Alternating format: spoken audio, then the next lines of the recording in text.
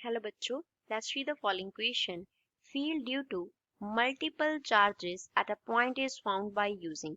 किसी पॉइंट पे अगर हमें फील्ड फाइंड आउट करना हो मल्टीपल चार्जेस की वजह से तो हम कैसे फाइंड करते हैं? By superposition principle, second Coulomb's law, third law of conservation of charges की हेल्प से फाइंड करते हैं. इनकी हेल्प से हम फाइंड आउट करते हैं फर्स्ट एंड सेकंड की हेल्प से, सेकंड एंड थर्ड की हेल्प से, फर्स्ट एंड थर्ड की हेल्प से और फर्स्ट सेकंड एंड थर्ड तीनों की हेल्प से ही हम क्या कर सकते हैं? मल्टीपल चार्जेस की वजह से एक पॉइंट पे फील्ड फाइंड आउट कर सकते हैं. सो फर्स्ट ऑफ ऑल हम बात करते हैं इस क्वेश्चन में यूज की कॉन्सेप्ट की कि इस क्वेश्चन में कौन सा की कॉन्सेप्ट यूज हुआ है. तो हमारे पास तीन जो है ऑप्शंस है, superposition principle, Coulomb's law, third हमारे पास होता है law of conservation of charges. तो यहाँ पे हम पहले तो फर्स्ट पॉइंट की बात करते हैं. फर्स्ट में हमें सुपरपोजिशन प्रिंसिपल दिया है.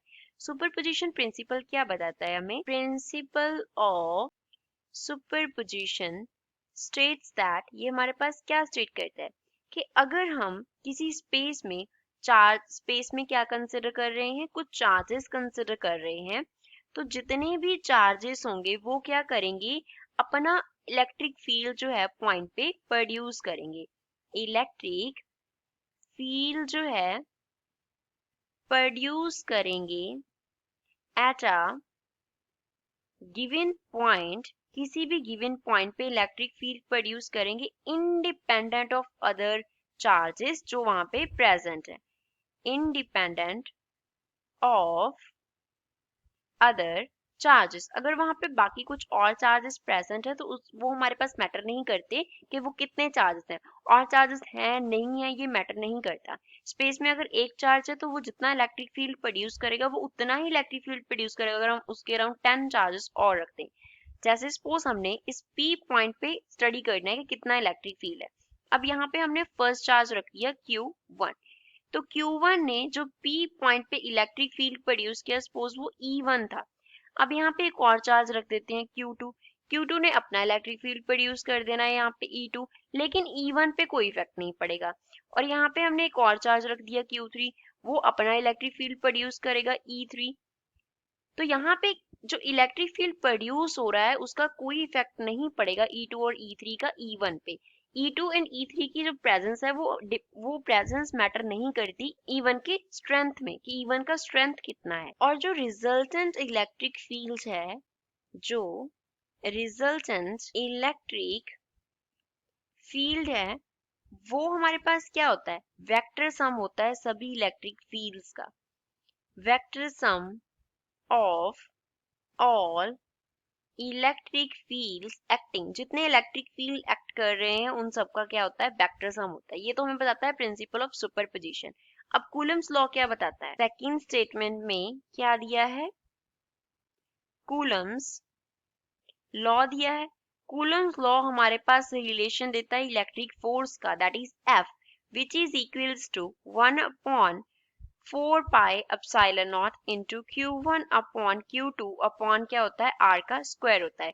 यहाँ पे एप्सिलॉन नॉट जो है वो परमिटिविटी को रिप्रेजेंट करता है, Q1 Q2 चार्जेस होते हैं एंड R जो है वो डिस्टेंस है चार्जेस के बिटवीन.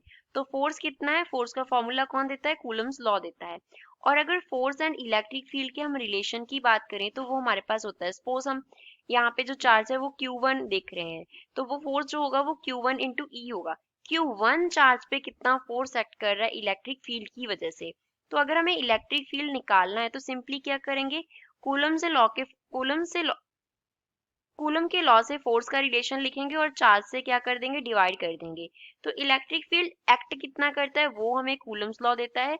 यहाँ पे फोर्स जो है वो वेक्टर फॉर्म में होता है and electric field is also in the vector form. और उस इलेक्ट्रिक फील्ड को सम करके, वेक्टर सम करके जो टोटल इलेक्ट्रिक फील्ड हम P पॉइंट पे निकालेंगे वो हमें कौन देगा? प्रिंसिपल ऑफ सुपरपोजिशन देगा.